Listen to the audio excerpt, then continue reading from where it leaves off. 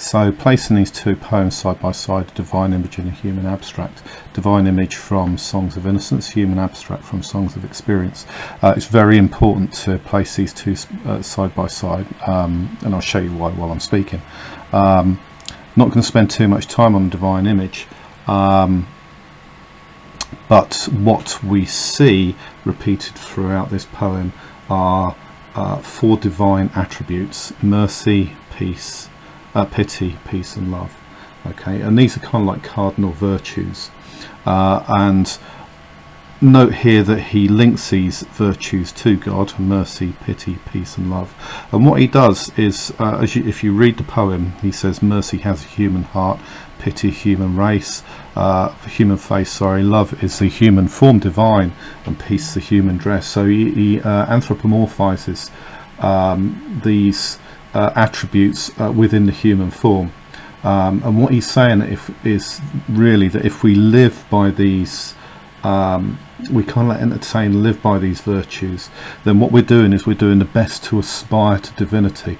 Therefore, God is not some kind of distant figure that lives in heaven above or the depths of the universe, but within kind of, acts of kindness, acts of compassion.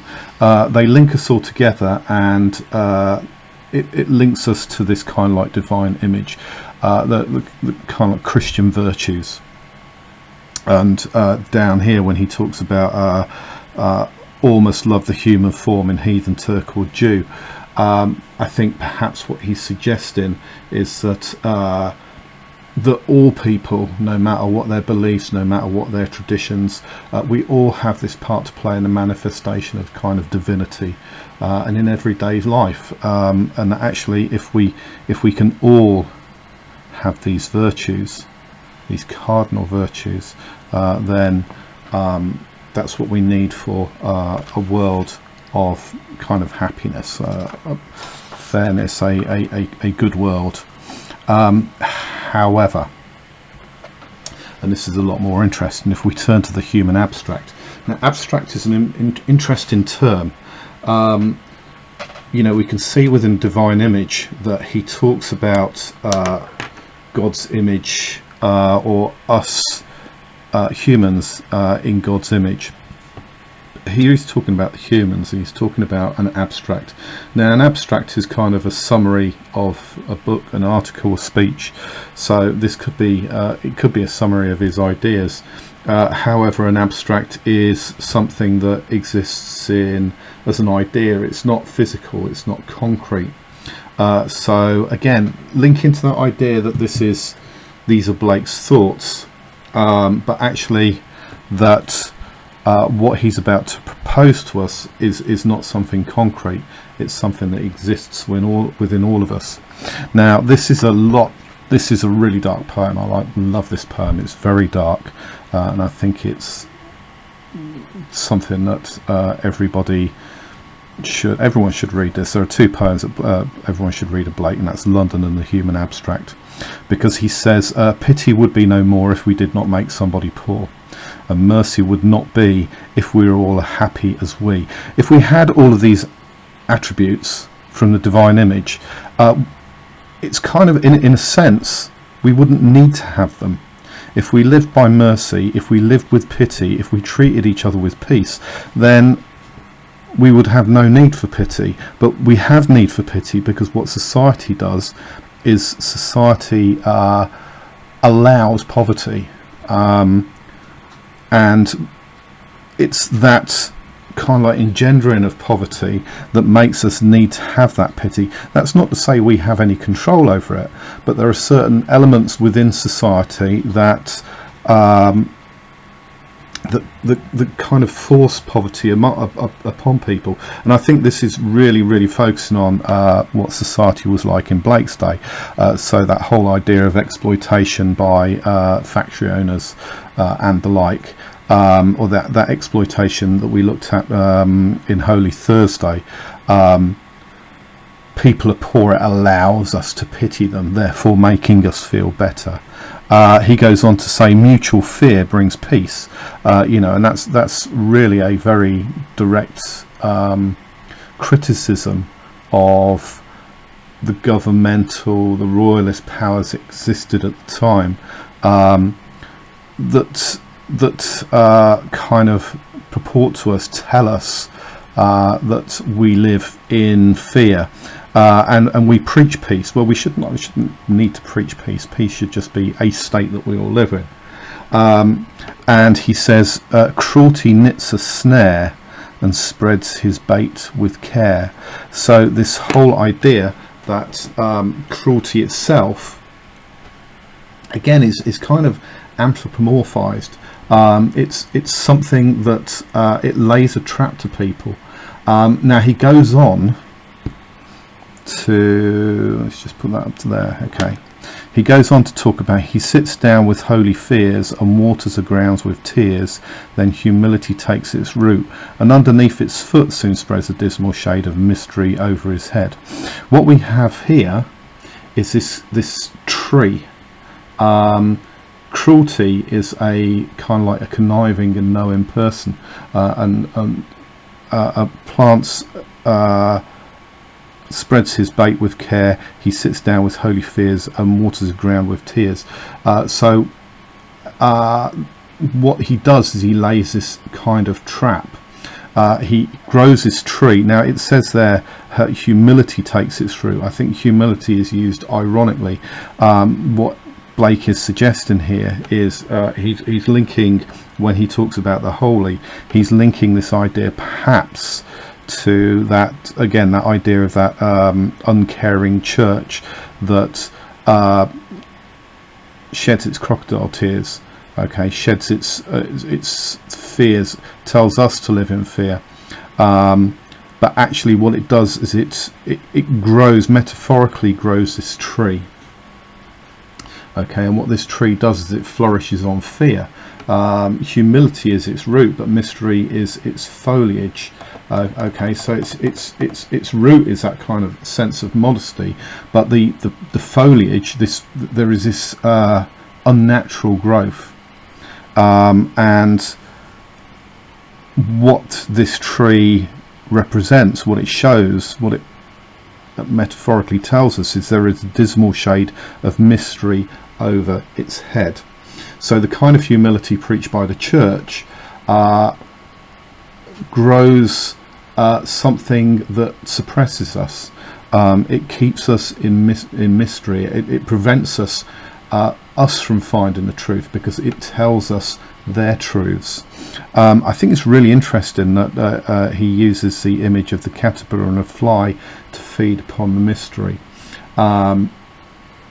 So animals, these animals flourish in this where this tree is grown. They flourish from feeding from this tree. What we have is the animal that's involved with pestilence and disease. Caterpillar is a little bit more of an interesting one. Caterpillar is something that evolves into something so beautiful, and something that can grow so beautiful feeds upon this mystery. And I think you can have a myriad of interpretations here. Maybe he's talking about the superficiality of beauty, something that's beautiful. For example, a palace. It may have a beautiful facade, but what it contains inside is kind of, in a sense, I don't want to say evil is too simplistic a word. Some kind of like conniving, controversial, this kind of like force of deceit. That's the word I use, force of deceit. And I think there are many other interpretations that I can use, but that is just one of them. What they do is they feed on this mystery. They feed on the constrictions that this church places upon us. Now it bears this fruit of deceit. Now this obviously is an allusion to the tree of knowledge and the apple that Eve ate in the Bible, but this particular fruit, it is ruddy and sweet to eat. So actually, ruddy and sweet to eat, it's something that we desire, something that we perhaps it is desirable, but because it's linked to deceit, it kind of is associated with hypocrisy. Maybe it's that idea that humans are innately hypocritical. We present an image of mercy, pity, peace and love, but really we are happy to kind of engender the forces that cause mercy, pity, peace and love to have to exist. And of course he links it to the raven, because the raven is associated, it's a symbol of death. So ultimately there is that death has made its nest in its thickest shade. That's quite a brutal image, that whole idea that we are happy to again engender things that can be fatal to people. We're happy for people to work in factories to make things which are cheap for us. We don't care about them dying as long as what we get is cheap. Now, as I said, this links to, for Blake, it links to the growing industrial revolution, that kind of idea of exploitative capitalism that existed at the time. Of course we sit and say, well, of course, as kind of like the like-minded liberals, we disagree with this, but I mean it still works in a contemporary form. Of course we're all quite happy to buy our iPhones and our Androids, forgetting that small children in mainly in China, but in parts of Asia, are suffer from fatal illnesses to do with the creation of these and the way that these are recycled. We're quite happy to take what we want, and we hide the idea that people are dying to provide something that makes us happy. And I think that's really kind of a modern interpretation of what Blake is trying to say. What's interesting though is that Blake, again, he in his final stanza, the gods of the earth and the sea sought through nature to find this tree, but their search was all in vain. There grows one within the human brain. Okay, so this idea that that nowhere in nature grows this tree, but what it is these are things which are grown, these are internalized, these are thoughts and feelings that are internalized. What we do as a race, we rationalize our behavior, we follow the laws of the state, even if the state's laws are inherently wrong. We follow the rules of the church. Remember in Blake's day, that was humility and offering money to these to the poor, but we engendered it. We didn't cure it. We just try to gloss over their misery and rationalising that by saying we're doing the right thing. And by doing that, what we're doing is we're deceiving ourselves. This negativity grows within us, and we allow this negativity to grow within us. It is really, really worth having a look at further interpretations of the human abstract. It really is quite a brutal poem, and he's very very antagonistic towards how people, including us, but how people justify evil in a sense for us to live the lives that we want to live.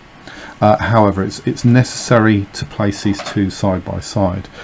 This is kind of this is in here. He's saying, these are virtues.